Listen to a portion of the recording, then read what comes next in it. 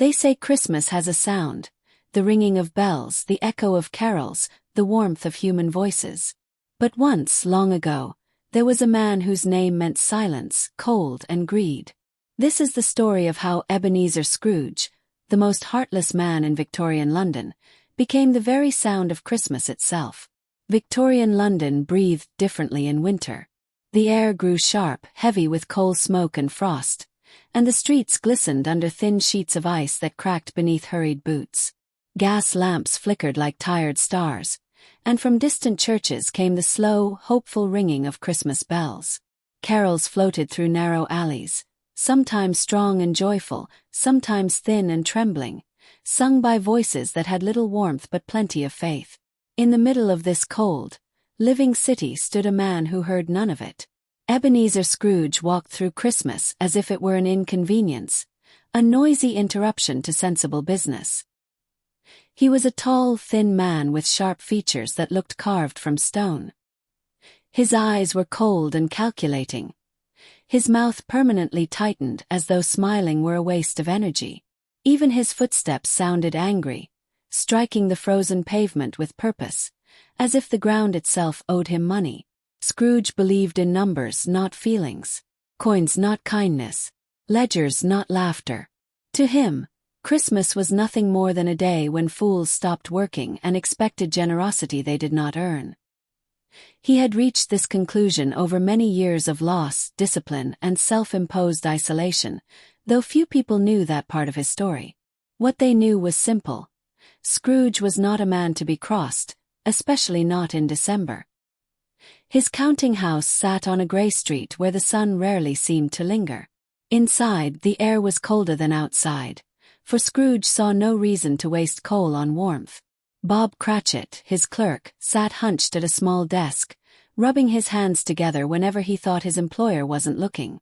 The scratching of Bob's pen was the only sound that dared exist in that room. "Cratchit," Scrooge snapped without lifting his eyes from the ledger, "if you slow down any further, I'll deduct the fire from your wages." "Yes, sir," Bob replied softly, shrinking into himself as he dipped the pen again. Outside, the bells rang louder as afternoon faded into early darkness. A group of children passed the window, singing with cracked but enthusiastic voices. Scrooge scowled. "Noise," he muttered. "Useless noise." The door opened, letting in a blast of cold air along with Scrooge's cheerful nephew, Fred. Snow clung to Fred's coat, and his face glowed with warmth that had nothing to do with temperature. "Uncle," Fred said brightly. "Merry Christmas." Scrooge looked up slowly, as if the words themselves offended him. "Bah," he replied. "Humbug." Fred laughed, not unkindly. "Christmas humbug, uncle? Surely you don't mean that." "I do," Scrooge said flatly. "What reason have you to be merry? You're poor enough. And what right have you to be dismal?" Fred countered gently. "You're rich enough." Scrooge waved a dismissive hand. "If I could work my will, every idiot who goes about with Merry Christmas on his lips would be boiled in his own pudding." Bob winced. Fred only smiled sadly. "I hope you'll join us for dinner tomorrow. You'll find laughter doesn't cost a penny." Scrooge's answer was final. "Good afternoon."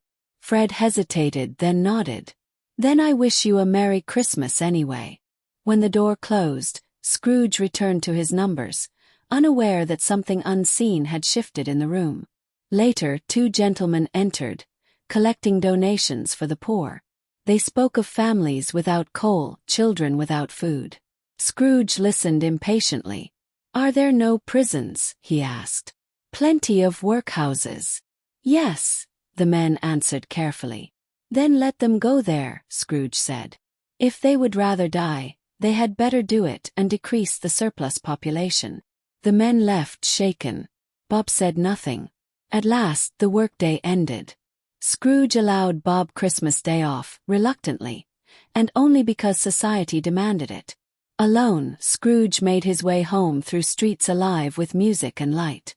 Windows glowed with family gatherings, tables heavy with food, laughter, spilling into the cold. Scrooge walked faster, as if chased by something he refused to name. His house was dark, old and quiet, standing like a forgotten memory at the end of the street. Inside, every sound echoed. As Scrooge closed the door, the knocker caught his eye, and for a single terrifying moment, it did not look like brass at all. It looked like a face. Jacob Marley's face. Scrooge blinked. The knocker was normal again. He laughed sharply. "Nonsense," he said, though his hand trembled as he lit a candle. Upstairs, the silence pressed in on him. As he ate his thin supper, the bells outside rang louder than before, as though drawing closer. Chains rattled somewhere in the house, or so it seemed. Scrooge shook his head. "Imagination," he muttered. "A symptom of indigestion." But when he lay down to sleep, the room did not grow quiet. The air grew heavy, and the past, long ignored, began to stir. Part 2.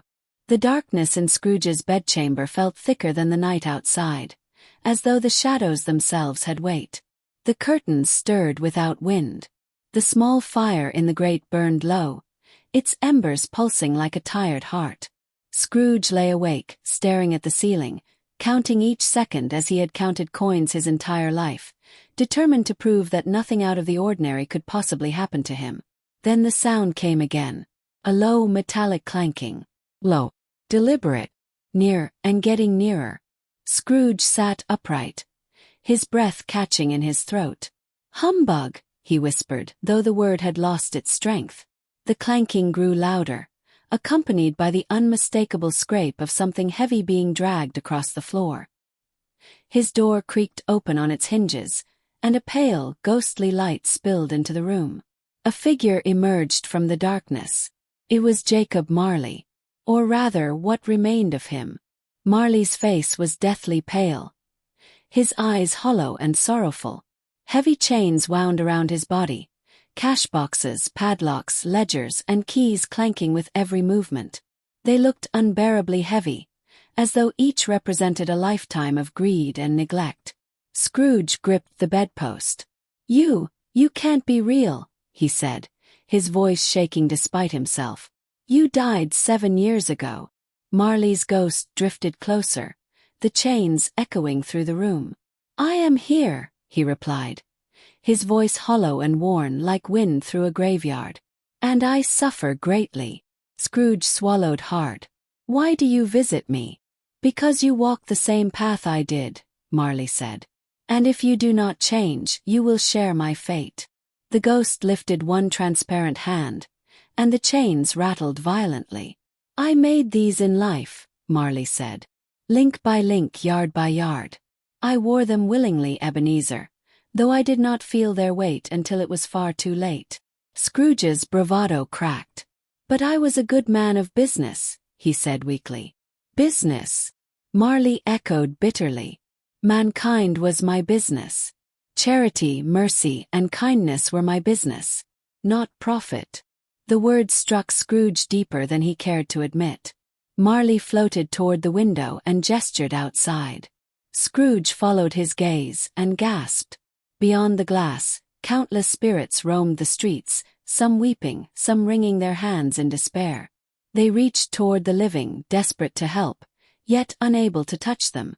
"These are the spirits of men like us," Marley said, "condemned to wander the earth, witnessing suffering we can no longer ease." Scrooge's voice trembled. "Tell me there's hope." "There is," Marley replied, "but only if you choose it." Marley explained that 3 spirits would visit Scrooge before the night was over. "Heed them," he warned. "Your chance is fragile." As suddenly as he had appeared, Marley faded, the chains dissolving into silence. Scrooge sat frozen, staring at the empty space where his old partner had been. The clock struck 1. A bright light flooded the room, gentle yet powerful.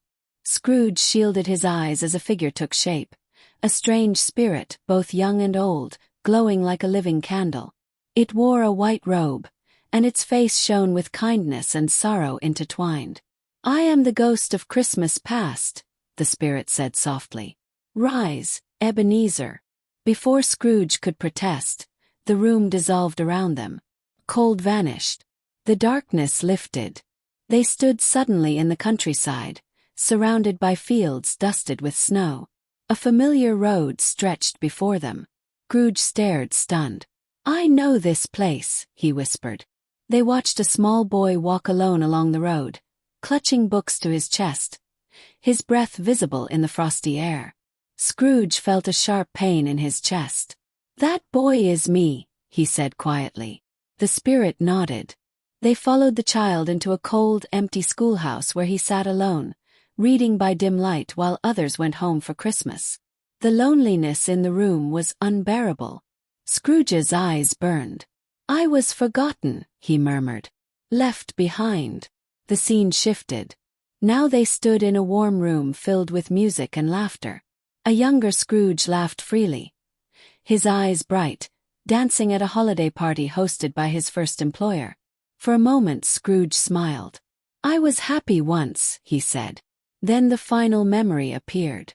Scrooge watched himself argue with a young woman whose face was full of pain. "You love money more than me," she said. "I must secure my future," young Scrooge replied. "And what of us?" she asked, tears falling. The memory froze.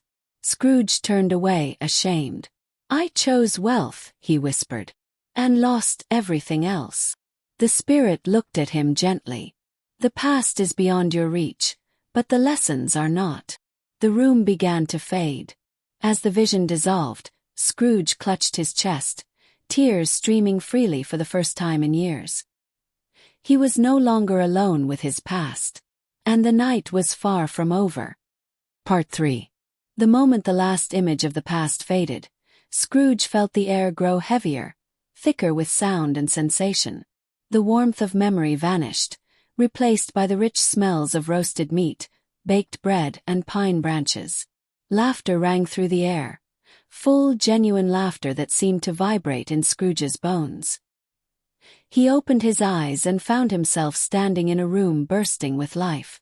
Before him towered a giant of a spirit, dressed in a deep green robe trimmed with white fur. A wreath of holly rested upon his head, and his eyes shone with warmth and mischief. In one hand, he held a glowing torch shaped like a horn of plenty, spilling light across the room. "I am the ghost of Christmas present," the spirit boomed, his voice rich and joyful. "Come in, Ebenezer Scrooge. Come and know me better." Scrooge, still shaken from the memories of his past, nodded slowly. He felt smaller in the spirit's presence, not from fear, but from humility. With a sweep of the spirit's hand, the walls dissolved, and they floated above the city. London below them glowed like a living thing. Candles flickered in windows. Bells rang out in harmony. Carols echoed through streets thick with snow and cheer. Scrooge watched in silence as families gathered, despite thin wallets and heavy burdens. Their first stop was a small, humble house. Scrooge recognized it instantly. "My clerk's home," he whispered. Inside, Bob Cratchit's family bustled around a modest table. Though the room was small and worn, it radiated warmth. Mrs. Cratchit smiled as she served the meal, and the children laughed over simple pleasures. Then Scrooge saw Tiny Tim, fragile and bright-eyed, seated carefully near the fire, a small crutch resting beside him. "God bless us, everyone," Tiny Tim said softly. The words struck Scrooge like a physical blow. His throat tightened. "He is very ill," the spirit said quietly. "Unless the future changes, this child may not survive another Christmas." Scrooge's voice trembled. "Spirit, is there no help?" The spirit regarded him steadily. "If these shadows remain unchanged, then the child will die." Scrooge bowed his head, haunted by his own earlier words about the poor. For the first time, shame outweighed pride. They moved on. The spirit showed him miners singing underground, sailors sharing songs at sea, families in distant lands holding fast to joy despite hardship. Everywhere, Christmas brought connection where the world offered none. Then Scrooge saw something that unsettled him deeply. His nephew, Fred, stood at the center of a lively gathering. Friends laughed, glasses clinked, and music filled the room. Fred raised his glass. "To Uncle Scrooge," he said warmly, "who may never know how often he gives us laughter, by refusing to join us." The room erupted in gentle laughter, not cruel, but full of affection. Scrooge winced. "He speaks kindly of me," he said, surprised. "Love does that," the spirit replied, "even when it is not returned." As the night wore on, the spirit's light began to fade. His great form seemed to weaken, his voice softer. "Remember what you have seen," he said. "My time grows short." Before Scrooge could respond, two small figures emerged from beneath the spirit's robe. They were thin, pale, and trembling, one a boy, the other a girl. "These are ignorance and want," the spirit said gravely. "Beware them both, but most of all, beware ignorance." Scrooge fell to his knees. "Have they no refuge? No help?" The spirit's eyes darkened. "Are there no prisons? Are there no workhouses?" The words echoed like a judgment. The spirit vanished. The warmth disappeared. The bells fell silent. Scrooge stood alone once more, trembling, not from cold but from understanding. Then a shadow fell across the ground. Silent, unforgiving. The final spirit had arrived. Part 4. The air turned icy, sharper than anything Scrooge had felt before. The familiar sounds of London, bells, voices, laughter, vanished as if they had never existed. In their place came a heavy, suffocating silence. Slowly, from the darkness, a tall, shrouded figure emerged. Its face was hidden beneath a deep black hood, and its presence seemed to drain warmth from the world itself. Scrooge trembled. "Are you the ghost of Christmas yet to come?" he asked, his voice barely audible. The spirit did not speak. It only raised one long, shadowed hand and pointed. Instantly the world shifted. Scrooge found himself standing among a group of businessmen engaged in casual conversation. Their voices were indifferent, even amused. "Did you hear about that old miser who died?" one man said with a shrug. "Yes," another replied. "I hear he left a fortune, though I doubt he'll be missed." "Only if lunch was provided," a third laughed. Scrooge's heart pounded. "They speak of someone who has died," he whispered. "But who?" The spirit pointed again. The scene changed to a dim, dirty room where thieves examined stolen belongings. They laughed as they bartered over bed curtains, clothing, and personal items taken from a dead man's home. "Who would miss him?" one woman sneered. Scrooge staggered. "Spirit, this is a terrible place. Show me some kindness connected to this death." The spirit led him to a small, quiet house. Inside, a family sat in grief, but not despair. "He is at peace now," a woman said softly. "His suffering is over." Scrooge felt a flicker of hope. "Is this the death I've seen?" But the spirit shook its head. Finally, they arrived at a churchyard, snow falling gently upon crooked gravestones. The spirit pointed to one neglected grave. Scrooge approached slowly, dread flooding his chest. He brushed snow from the stone and read the name beneath. Ebenezer Scrooge. "No," he cried, falling to his knees. "Spirit, hear me. I am not the man I was. I will honor Christmas in my heart and keep it all the year. Only give me a chance." The spirit's grip tightened, the darkness closing in. "I will change," Scrooge pleaded. "I will live in the past, the present, and the future." Suddenly the grave shifted. The darkness collapsed inward. Scrooge clutched the spirit's robe and woke up. Sunlight flooded his bedchamber. Church bells rang joyfully. Snow sparkled outside the window. "I am alive," Scrooge laughed. "I am alive, and it's Christmas Day." He leapt from bed, tears streaming down his face, laughing and crying at once. He threw open the window and shouted to a boy in the street. "You there! What day is it?" "Why, Christmas Day," the boy replied. Scrooge's heart nearly burst with joy. He laughed again, louder than the bells. The sound of Christmas had found its voice. Final part. Scrooge stood in the middle of his bedchamber, sunlight pouring in like a blessing he did not deserve but gratefully accepted. The room felt different, lighter, warmer, alive. Even the old furniture seemed less severe, as though it too had been waiting for this moment. Scrooge pressed a hand to his chest, half expecting the fear to return, the darkness to swallow him again. But it did not. Only joy remained, unfamiliar yet overwhelming. "I will honor Christmas in my heart," he said aloud, testing the words as if they were new coins. "And keep it all the year." He dressed with shaking hands, laughing at himself as he struggled with buttons. He opened his window again and breathed in the cold air, welcoming it rather than resisting it. Below, the streets rang with bells and laughter, the music of Christmas filling the city. For the first time, Scrooge did not hear noise. He heard meaning. Without hesitation, he grabbed his hat and hurried into the street. Snow crunched beneath his boots, but his steps were light. He stopped at the first shop he saw and ordered the largest turkey available. "The biggest you have," he said eagerly. "And have it delivered to Bob Cratchit's house at once. No names." The butcher stared in disbelief, then smiled. Scrooge paid without argument, without counting twice, and walked away laughing.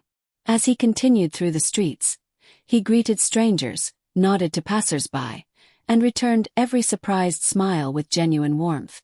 When he encountered the two gentlemen who had visited him the day before, Scrooge grasped their hands firmly. "My apologies, gentlemen," he said earnestly. "Please accept this donation for the poor, the cold, and the forgotten." He named a sum so generous that they were momentarily speechless. "Bless you, sir," one finally said. Scrooge bowed his head. "Bless us all." Later that day, he stood nervously before his nephew Fred's door. For a brief moment doubt crept in. Then he knocked. The door flew open. "Uncle Scrooge!" Fred exclaimed. "Yes," Scrooge said, smiling. "And if you'll have me, I'd like to come in." Fred laughed and pulled him into a warm embrace. Inside, the room buzzed with laughter, music, and love. Scrooge joined the games, laughed until his sides ached, and told stories he hadn't realized he remembered. For the first time in decades, he belonged. The next morning, Scrooge arrived early at his counting house. When Bob Cratchit hurried in, expecting anger, Scrooge greeted him with a hearty laugh. "Merry Christmas, Bob." Bob blinked in shock. "And a Happy New Year," Scrooge continued. "You'll have a raise, and we'll discuss helping your family, especially that fine son of yours." Bob could only nod, tears streaming down his face. From that day on, Scrooge became known not for his cold heart, but for his warmth. He helped where he could, listened where it mattered, and learned that generosity returned joy tenfold. He became a second father to Tiny Tim, who lived, laughed, and grew strong. And so it was said that Ebenezer Scrooge knew how to keep Christmas better than any man alive. Not because he heard the bells or sang the carols, but because he became their meaning. He became the kindness behind the music, the warmth behind the sound, and the living proof that no heart is ever too old, too hard, or too lost to change. And so, as the bells of Christmas continue to ring through time, the name Scrooge no longer belongs to cold shadows and locked doors. It belongs to second chances, to kindness rediscovered, and to the simple truth that even the hardest hearts can learn to listen. This is why, every Christmas, we don't just hear the season, we feel it. Because somewhere between the bells and the carols, Ebenezer Scrooge learned to love, and in doing so, became the sound of Christmas itself.